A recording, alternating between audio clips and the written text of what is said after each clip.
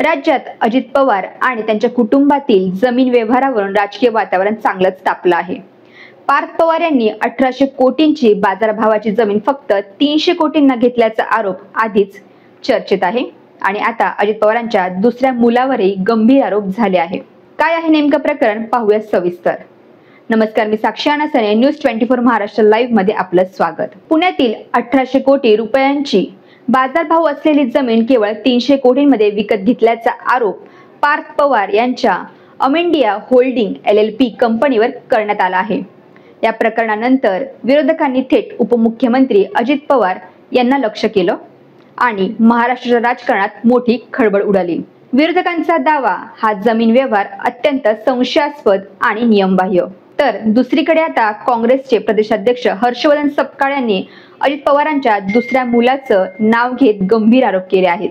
सपकाळ म्हणाले, अजित पवार तुरुंगवासाच्या भीतीमुळे भाजपात गेले, पण तिथे गेल्यावरही कारनामे थांबले नाहीत। एका मुलाने जमीन घोटाळा आणि दुसऱ्या मुलाने टँगो नावाची देशी दारूची कंपनी।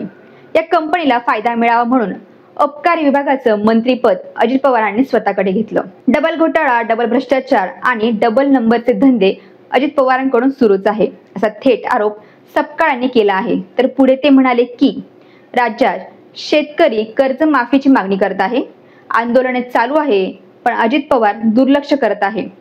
तर दुसरीकडे ज्या जिल्ह्यात ते पालकमंत्री आहेत त्या जिल्ह्यात त्यांच्या मुलाला जमीन व्यवहारात स्टॅम्प ड्युटी माफ केल्याचा आरोप केला आहे।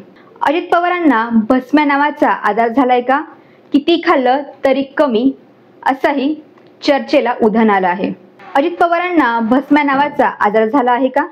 किती खाल्लं तरी कमी, अशाच प्रकारच्या चर्चांना उधाण आलं आहे। या प्रकरणानंतर विरोधकांनी अजित पवारांच्या राजीनाम्याची मागणी केली आहे। अंबादास दानवे यांनी एक्सवर थेट सवाल केला, मुलगा 300 कोटींचा व्यवहार करतो आणि पित्याला माहिती नाही, तेही जेव्हा वडील पुण्याचे पालकमंत्री आहेत तेव्हा। खडसेंचा राजीनामा घेतला होता तर इथे वेगळी निकष का? चौकशी होईपर्यंत नैतिकता राखा आणि राजीनामा द्या। कोरेगाव पार्क जमीन प्रकरणासाठी झोटिंग समितीच्या धर्तीवर चौकशी समिती नेमावी, अशी मागणी दानवे यांनी केली आहे।